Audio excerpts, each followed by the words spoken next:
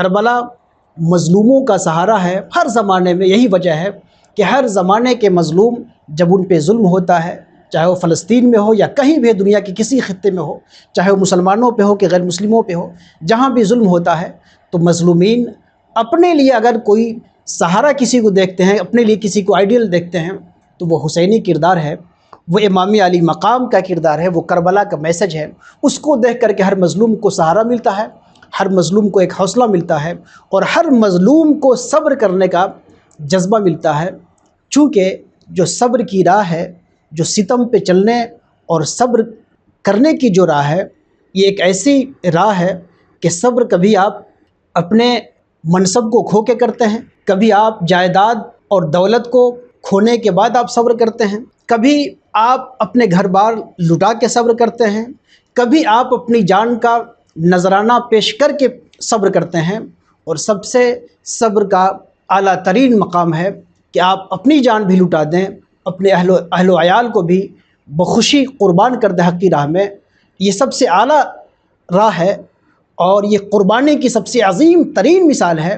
کہ آپ اپنے ساتھ اپنے اہل و عیال کو بھی قربان کر دیں. اگرچہ اس قربان کرنے میں اہل و عیال کو مجبور نہ کریں، بلکہ آپ اہل و عیال کی تربیت ایسی کریں کہ اہل و عیال بھی آپ کے ساتھ کلمہ حق کا اعلان کرتے ہوئے آپ کی فیملی، آپ کا پریوار بھی قربان ہو جائے. یہ صبر کی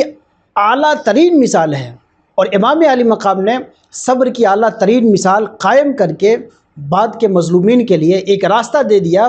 کہ تم پر کوئی بھی ظلم آئے گا، تم پہ کوئی بھی ستم آئے گا، اس سے اعلیٰ نہیں آئے گا، یہ اعلیٰ ترین ہے. لہٰذا اس قسم کی مصیبت ہو، تمہیں اپنے مال کی قربانی دینی پڑے، جائیداد کی قربانی دینی پڑے، منصب کی قربانی دینی پڑے، عزت کی قربانی دینی پڑے، یا سب سے آگے بڑھ کے جان و مال کی قربانی دینی پڑے، تو کربلا کو یاد کر لینا، کربلا کو ایک آئیڈیل سمجھ لینا، اور یہ سمجھ لینا کہ جب رسول اکرم صلی اللہ علیہ وسلم کے اہل بیت اور رسول اکرم صلی اللہ علیہ وسلم کے نور نظر، رسول اکرم صلی اللہ علیہ وسلم کے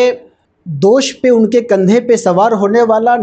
جنتی نوجوانوں کے سردار نے جب ایسی کلفتوں اور مصیبتوں کا سامنا کیا مسکرا کر کے اور صبر کیا، اللہ کے فیصلے پہ راضی رہا، جب اہل بیت راضی رہے تو ہم کیوں نہیں راضی رہیں؟ جب اہل بیت پہ حق کی راہ چلنے میں اس قسم کی بدترین مصیبتیں آ سکتی ہیں، تو ہم لوگ تو بہت نچلے درجے کے لوگ ہیں. اگر ہمیں بھی اگر زندگی میں خدا نخواستہ کہیں مصیبتیں آتی ہیں، کہیں آفتیں آتی ہیں، تو ہمیں اہل بیت کے دامن کو، اہل بیت کے کردار کو سامنے رکھنا چاہیے، اور ان کی مصیبتوں کو دیکھ کر کے اپنی مصیبتوں کو ہلکا سمجھتے ہوئے ہمیں صبر کرنا چاہیے. اس لیے امام علی مقام نے تاریخ میں عظیم ترین قربانی دی.